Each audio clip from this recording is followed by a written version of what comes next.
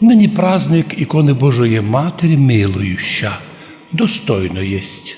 Ця ікона інтересна в історії церкви, а для нашої общини особливо інтересна, бо з цією іконою ми виходили із Старого собора. Оттуда, відки нас старої КГБ і нова власть, тоді вже була незалежна Україна, офіціально нас виганяли на вулицю. Не думали про те, що історичну, як вони казали, несправедливість виправити, щоб її виправити, та родили нову несправедливість. Одну громаду на вулицю, а другу до церкви. Правда, потім прийняли рішення, що почерговося можуть молити. Но це рішення було лише для отвода глаз. І от Божа Мати, милуюча, достойно єсть, а та ікона була для нас особливо, тоді вже почитаємо, спасла нас.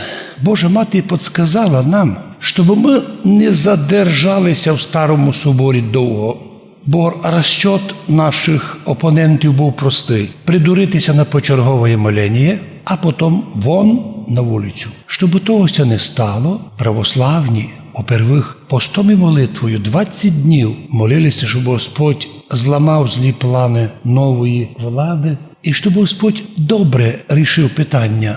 І Бог так дав, що після 20-го дня сугубого поста, або по-современному називається голодовка, для християн православних це сугубий пост, молитва. Наші люди великою благословенною процесією із площі перед міською радою перейшли в дом учителя. Це старий дом Олександра Духновича. Там колись був той дом, зробили общественні організації ще при Чехословакії. І от так все стало, що дом Духновича, або, по крайній мірі, пристройка до дома Духновича, стала тим містом, де православні освятили собі тимчасову церкву.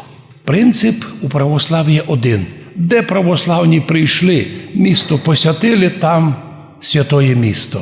І іменно так все стало, що з нами пішла туди ікона Божої Матері милующа.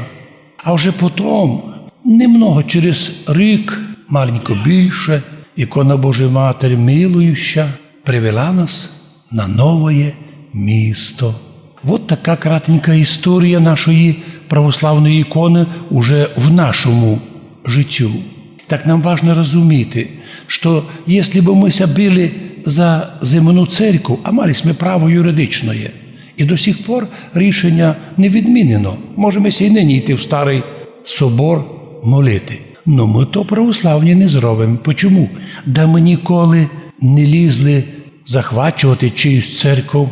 Що таке храм? Це просто стіни, камінь, цегла. А що таке храм Божий настоящий?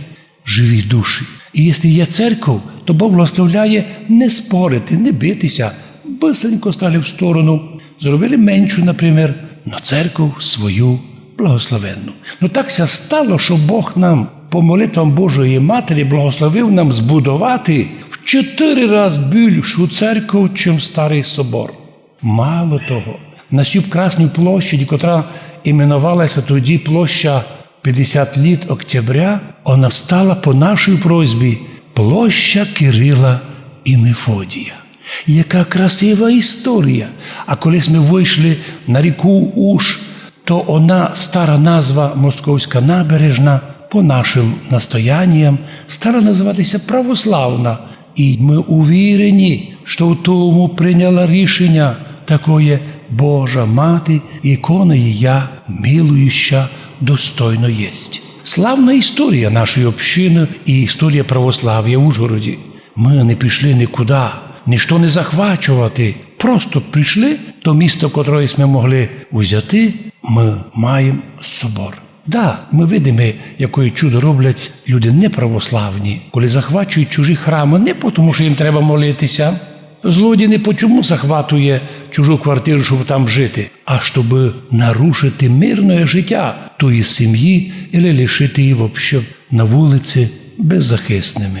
У нинішній день, в день, коли церква святкує пам'ять цієї ікони милуючої, предлагає нам Господь інтересне Євангеліє. Каже Господь, не пецитеся, по-слав'янськи, по-нашому, не старайтеся, не дуже ся бийте за то, що будете їсти, що будете пити, у щось будете одягати.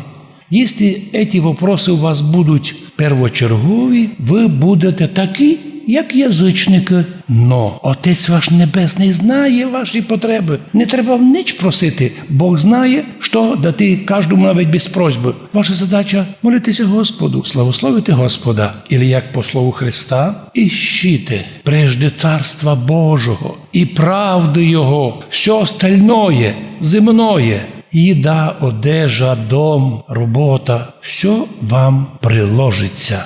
Не старайтеся на утро, в утренній час, сам собою буде старатися. Доста дньові його проблем. Що ж ви ще плануєте собі на великі вперед роки? Господь каже, будьте старанні нинішній день зробити святим. Бо, совершивши діла святості в нинішній день, ви робите фундамент на таку же святость завтра. Хто із вас, із людей, каже Ісус в нинішньому Євангелію, якщо син його попросить хліба, та замість хліба йому дасть камінь, підніміть руку, хто такое робить вдома? Щоб дитинка попросила хліба, а ти йому камінь даш. Ілі в другому місці сказано, а ще попросить риби, замість риби змію йому хтось подасть, своєму синові, своїй дитині. А ще ви лукаві, грішні, такое не робите, каже Господь. Знаєте благі даяння давати дітям вашим? Накільки більше Отець ваш Небесний подає блага просящим у Нього. Вот коротеньке Євангеліє. Господь указує нам, якщо ми даже буваючи слабоцерковні, слабовірні, ведь все-таки знаємо благо робити своїм дітям. Не даємо вмісто хліба камінь, вмісто риби змію, а ще в одному місці каже Господь, а вмісто яєчок скорпіона не підсуваємо ми скорпіона своїм дітям. Тим більше Отець Небесний знає наші проблеми і питає нас, одіває нас. Мало того, сонце посилає і на Божих, і на безбожних. Дощить на Божих і безбожних, а росте на полю і доброє сім'я, і плевели там сатана насадив. Но прийде час, коли буде жатва, і ангели ото все красненько зберуть урожай, пшеничку направо, а бурян пекло наліво, спалити. Сьогодні, коли маємо перед собою образ ікони Божої Матері, для нас вона цариця неба і землі, та, котра була покликана в велику тайну Божу стати матір'ю Господа. І в Євангелії чітко звучить це слово, коли Діва Марія прийняла від архангела Гавриїла сообщення, або благовіщання, добру вістку, що вона стане матір'ю Господа, то вона лише в одно перезвідалася. Як ото буде, що я маю родити дитину, якщо я, замужня, маю юридичного мужа Йосифа, но я мужа не знаю, я дівство оберігаю. І тоді архангел Гавриїл сказав їй, Дух Святий найде настя і сила Вишнього синиття, і то, що зародиться в тобі, свято наречеться Господеві, ето буде Месія, Син Божий, який зійде з небес на землю, но не прилетить, щоб напудити всіх, а родиться природним путем, щоб в этот мир войти м'яко, без насилия. Ми чому кажемо і повторяємо це місто з Євангелія? Бо на основанні того міста не є основання язичникам або сектантам утверждати, що Діва Марія мала дітей, крім Ісуса. А у них є доктрина, тобто утвердження, Діва Марія, крім Ісуса, ще мала дітей від Йосифа. Бо написано в Євангелії, прийшли Ісусові браття і мати Його, і хотіли з ним говорити. Но ведь ясно, що Діва Марія взяла собі за мужа юридичного старенького, уже вдовця Йосифа, у котрого діти були старші од неї. От котрі були юридичні діти Діви Марії. Но з того моменту, коли вона народила Месію Спасителя, вона стала подлинна мати всіх віруючих. Тому ми сьогодні кажемо, Божа мати, духовна мати всіх православних християн. Без тебе неможливо є спасіння для нас. Бо в цьому мірі, в цьому хаосові, коли стільки много злоби і лукавства нападає на нас, Стільки различних хитростей сатана придумав, щоб людей збити з толку. Якщо б не твоя поміч і твої молитви, хто би з людей православних видержав такі іспитання? Навірно, ніхто. Тільки під покровом Божої Матері ми спасаємося як під зонтиком від тих радіаційних лучів сатанінських гріховних цього світа.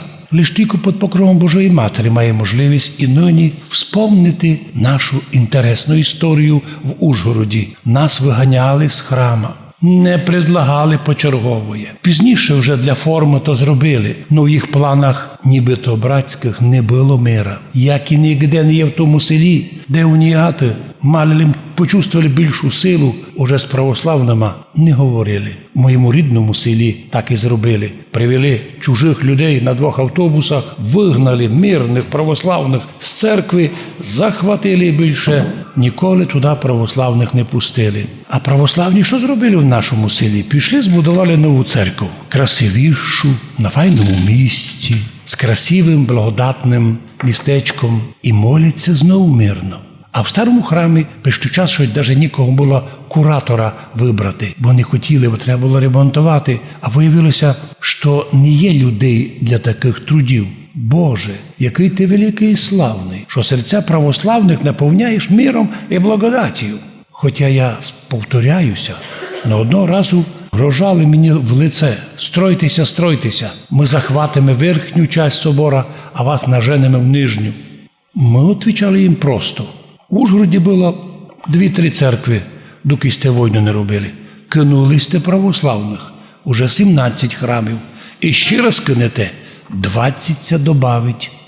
Тому що ми, православні, строїтелі, созидателі, носителі мира і благословення. Бо в нас наша Мати Небесна, наша Мати милующа, а значить і діти її милуючі. Божа Мати, награди нас состоянням милості. Бо сам Господь казав, і ще через псалмопевця Давіда в псалмах проскочила думка: суд буде без милості тому, хто сам не проявив милості, хто в цьому мірі був жорстокий, захватував церкви, щоб там молитися, дав би сте захватили її на все. Там, де церква захвачена, благодаті Божої там уже не буде. Тільки там, де є мир і благословення, там є Христос. Якщо 2-3 зберуться в ім'я моє, мира, молитви, там я посеред них. Но де 2-3 захватять церкву, кроме Злого Духа, там уже більше ніщо не буде прибувати, тому що там злоба, а деколи кров, а деколи убійство. Всі святії, пам'ять котрих ми совершаємо уже тепер на вчорашній день і на цілий пост, моліть Бога за нас, щоб Бог поміг нам, так як і ви, в цьому світі вистояли, і нам поможіть. Бо так поступаючи, ми будемо частиною цієї сім'ї, великої святої сім'ї православних християн, православних дітей Божих, в істинній канонічній православній церкві, а у вічності разом з святими і віримо з нашим іменинником, блаженнішим митрополітом Онуфрієм, котрий завтра має День Ангела, і до котрого прийдуть представники всіх світових православних церквей, ми уєдно со святими зможемо наслідувати під покровом ікони Божої Матері милуюча Царство Божоє, Царство милих, Царство милостивих, Царство Божоє. Амінь.